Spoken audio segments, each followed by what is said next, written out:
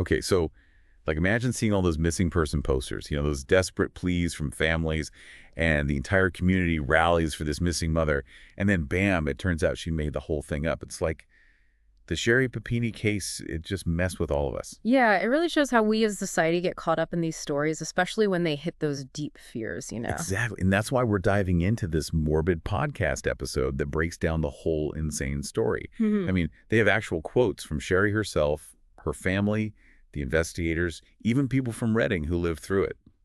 So let's go back to November 2nd, 2016. Sherri Papini, she's your everyday supermom, goes for a jog near her house in Redding, California, and poof, gone. But wait, it's creepy. She shows up weeks later saying she was kidnapped and branded by these two Latina women. Can you imagine the terror everyone felt thinking this mom went through something that brutal? But get this, it was all fake. And even crazier, she hurt herself to make it look real. She starved herself, even got her ex-boyfriend to hit her with a hockey puck. Wait, what? She asked someone to hit her with a hockey puck. Seriously, why would anyone go that far? That's the question, isn't it? I mean, part of it seems like she just needed attention, but this is way beyond just wanting to be noticed. She even broke her own nose. It's hard to understand that much self-harm. What's going on in her head psychologically? Well, people throw around the term attention-seeking all the time, but there are levels to this. We're not talking about someone who just likes being the center of attention. This is more like a disorder.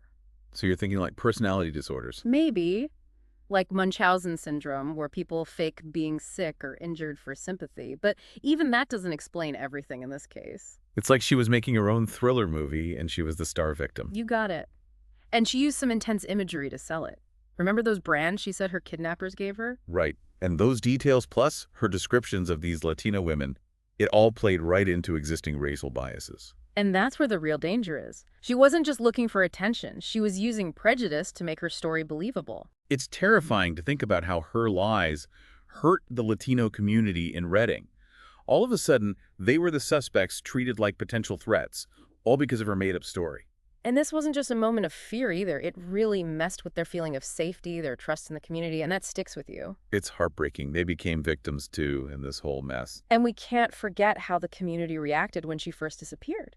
People were out there with everything they had trying to find her, driven by that basic human need to help someone in need. All those volunteers businesses offering rewards, the countless hours spent searching, it was all this goodwill, compassion, and she used it. It makes you question the whole idea of truth and lies, doesn't it? How do you reconcile the image of this loving wife and mom with this cold manipulator who made up this whole elaborate hoax? And don't forget, at first, everyone suspected her husband, Keith. Right, another innocent person caught in her web of lies. He had an alibi and cooperated completely with the investigation, but people online were accusing him and judging him publicly. It reminds us how fast we jump to conclusions, especially in these high-profile cases where emotions are running high. But let's get into how her story fell apart. What finally led the investigators to the truth? Well, there were some things that didn't add up from the start, but the big break came from her ex-boyfriend, Sean Ray. Ah, yes, the infamous closet detail. She claimed to be held captive in a closet that was an exact match to one in Sean Ray's apartment. How did the investigators even make that connection? It seems like pure luck, but it shows how thorough the FBI was. They were looking at every little detail, every connection, trying to find anything that would lead them to the truth. And then there's the Pinterest board, where she'd saved images of wood-burning tools, the exact same type used to make those brands on her body.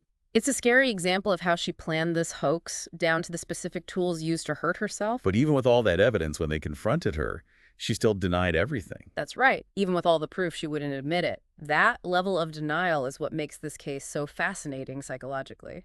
It's like she'd built this whole other reality, and she was holding onto it with everything she had. And it worked for a while. She managed to fool her family, the community, even experienced investigators. It shows you how manipulative she was and the power of a good story. Okay, so I gotta ask you, what's the most shocking thing you've heard so far? I mean, this story is wild, but what really got to you?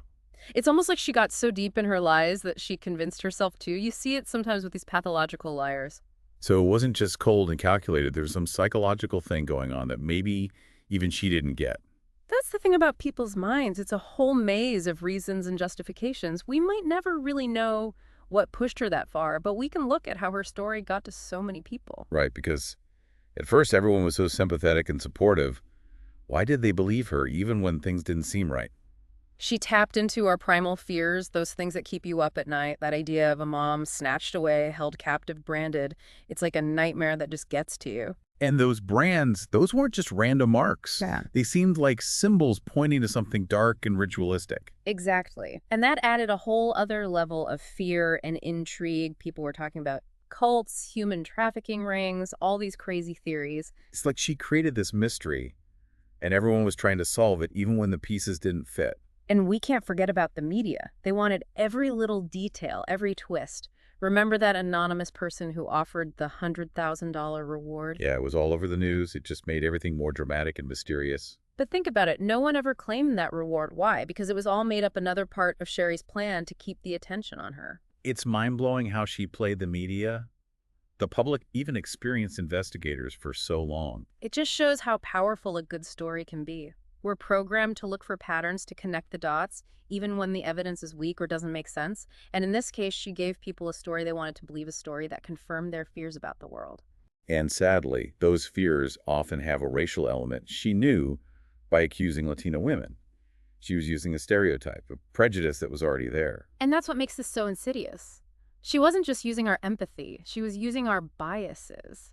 It reminds us that we need to be careful to question our own assumptions and be wary of stories that reinforce bad stereotypes. It's easy to get caught up in the drama of these cases, but we got to remember there are real consequences, especially for those who are unfairly targeted. It's a lesson we all need to learn next time you see a sensational story or viral post. Take a second and ask yourself, who benefits from this?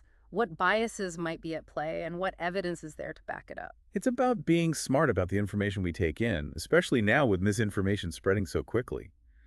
But even when you're aware, these hoaxes are tough to spot. I mean, even the FBI, with all their resources, were fooled at first. What could they have done differently? Well, it's easy to say in hindsight, but I think this shows how important it is to trust your gut. There were things that didn't make sense in her story from the start. But she was so convincing, playing the victim. It's hard to question someone who seems to have gone through so much. Of course, but sometimes those little things, those inconsistencies are the clues that lead to the truth. It's about looking deeper, questioning the story, even when it's uncomfortable or goes against what everyone else thinks. It's a tough balance, right? We want to be caring and supportive, but also use critical thinking. Exactly, and we all struggle with that. But the Sherri Papini case really shows us that we can't let our emotions totally cloud our judgment. So how do we handle all this information and misinformation? What are some signs that should make us stop and think? Well, for one, be careful of stories that sound too good to be true or fit perfectly with what you already believe. Often those attention-grabbing stories are made to play on our emotions, our biases. Like the damsel in distress story which Sherri used perfectly. People wanted to believe her, to rally around her, because it fit that classic narrative. Exactly. And those familiar narratives can be powerful, making us easier to manipulate. So it's not just about checking facts. It's about recognizing the stories being told and questioning if they're twisting the truth. You got it. And be careful of sources that use a lot of emotional language or don't have good evidence to back up what they're saying. It reminds us that critical thinking is more important than ever, especially with social media, where anyone can make up and spread information whether it's true or not. It's like we need new ways to filter all this digital stuff, ways to cut through the noise and find those red flags. So we need to be more like detectives, asking the tough questions, looking for inconsistencies, and not being afraid to challenge the popular story. Right. And it's not just about protecting ourselves from being lied to. It's about protecting those who are hurt most by these fake stories, those who are targeted or blamed. Like the Latino community in Reading, their lives were turned upside down by Sherri's accusations.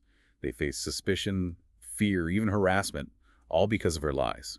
And that's the sad part. These hoaxes don't just affect the people directly involved. They spread out, creating fear and distrust that can take years to fix. It reminds us that our words matter, and we need to use them responsibly. But let's change gears for a minute. Remember, at first, everyone suspected Sherri's husband, Keith. What was his reaction when the truth came out? Can you imagine the betrayal, the anger? He stood by her, defended her, and then found out it was all a lie. He was a victim, too. In a way, he lost his wife, his family, his sense of normalcy, all because she lied. And their children, they were so young when this happened, and they're still dealing with it. Imagine having your world turned upside down, realizing your mom The person you trust completely is capable of that kind of lying. It's got to be traumatic. And the long-term effects, who knows, they might have trust issues, trouble with relationships, even question what's real. It shows how these hoaxes affect more than just the people involved. They Mm. can devastate families, communities, even society as a whole. And it brings up questions about responsibility, and Justice Sherri got 18 months in prison and had to pay restitution, but a lot of people felt that wasn't enough. They say she should be held accountable not just for the wasted resources and time, but for the emotional damage she caused so many people. It's complicated, there's no easy answer, but it shows we need to understand better how these hoaxes affect people and communities and how we can deal with the harm. Okay, before we finish this part of our deep dive, I have a question for you. Do you think there should be stricter punishments for people who pull off these elaborate hoaxes, given the widespread damage they can do? Yeah, it's a question people have been arguing about, especially with cases like Sherry's. Some say tougher penalties would stop others from doing the same thing, send a message that this stuff won't fly. But wouldn't that be hard? I mean, how do you prove someone meant to do it, especially if they have mental health issues? And wouldn't that end up punishing people who actually need help? You're right, those are important points, and it gets into tricky legal and ethical territory. But the other side of the argument says we should focus on the damage done, not just what someone intended. So if you do something that hurts a lot of people, no matter why, you should be held responsible. Exactly. Think about all the wasted resources, the emotional pain, the loss of trust in institutions and communities. Those are real harms that need to be acknowledged, and some say punished accordingly. But then wouldn't we be basing punishment on how the public feels instead of the actual crime? It's like a slippery slope, right? It is, and that's what makes this such a tough issue. There's no simple answer, no one solution that works for everything.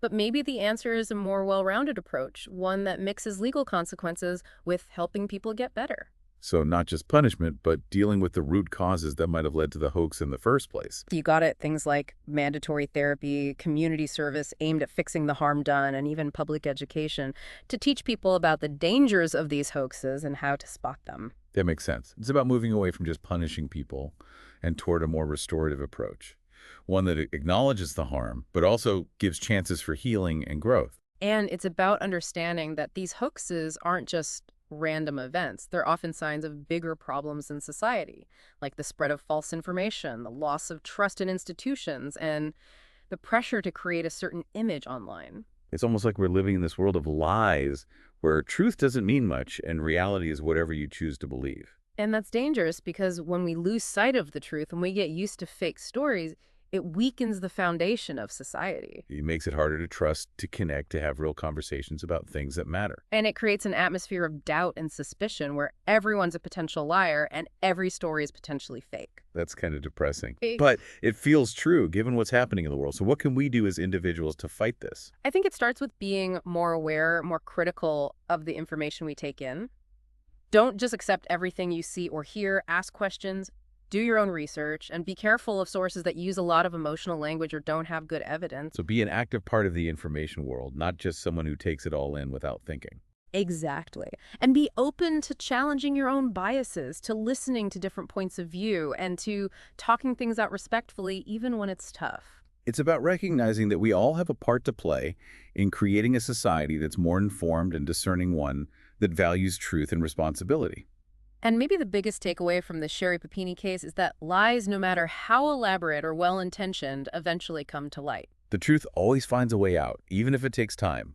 And when it does, the consequences can be huge. So let's be careful about the stories we choose to believe, the narratives we spread, and the impact our words and actions have on others. It's a reminder that we all have responsibility to be honest, to be kind, and to be vigilant in our search for a fairer and more truthful world. And even though we've covered a lot, this deep dive leaves us with some questions we still don't know the answer to. Like, will Sherri ever really admit the harm she caused?